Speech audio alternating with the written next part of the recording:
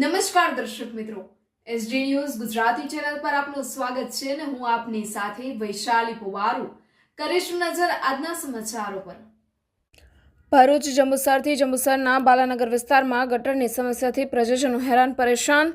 ગટરનું પાણી મકાનોમાં ભરાતા રોગચાળો ફાટી નીકળવાનો ભય। વારંવાર રજૂઆત કરવા છતાં પણ નગરપાલિકા તંત્ર દ્વારા સમસ્યાનો નિકાલ કરવામાં નિષ્ફળ નીકળી છે। છેલ્લા 15 દિવસથી બાલાનગર વિસ્તારમાં સોસાયટીમાં રહીશો હેરાન પરેશાન થાય છે। ગટરનું પાણી દુર્ગંધ મારતા વિસ્તારમાં રોગચાળો ફાટી નીકળશે કે કોઈ બીમારી થશે તો જવાબદાર કોણ?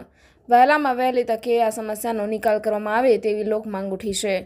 જંબુસર નગરપાલિકાના લગતા વળગતા અધિકારીઓ સાથે આ મુદ્દે ટેલિફોનિક વાતચીત કરતા તેમને આ સમસ્યાનો અંત વહેલામાં વહેલી તકે લાવવામાં આવશે તેવું જણાવ્યું।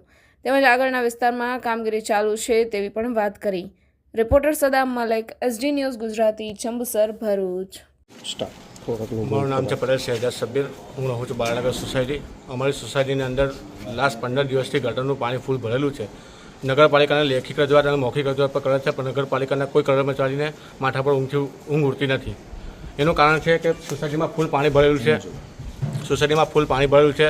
અને એવો વાર આવી ગયો છે કે અમે ઘરને તાળા મારીને બીજી જગ્યાએ રહેવા જવાનું પોઝિશન આવી ગયું છે। વરસાદ માથા પર છે, આગળ જરા વરસાદ પડશે તો ઘરોમાં પાણી ભરવાની ફૂલ સંભાવના છે। પાણી ભરાઈ જાય એનું નિરાકરણ શું? નગરપાલિકાને વારંવાર રજૂઆત કરેલ છે છતાં પણ કોઈને ઊંઘ માથા પરથી ઉડતી નથી।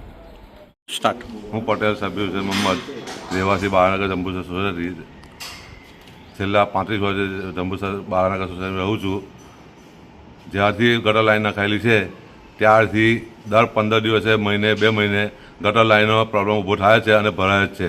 આજે છેલ્લા 15 દિવસથી આ ગટર લાઈન ઉભરાઈ છે અને સમસ્યાનું નિરાકરણ લાવવા અમે લોકોએ મૌખિકમાં અને લેખિતમાં પણ રજૂઆત કરી છે, પણ કોઈ પણ અધિકારી કે કોઈ પણ તાલુકા પંચાયતના સભ્ય કે અમારા વોર્ડના સભ્ય કોઈ પણ આ બાજુ જોવા પણ આવેલ નથી, જેથી આ સમસ્યાનું વહેલી તકે નિકાલ આવે એવી અમારી માંગણી છે।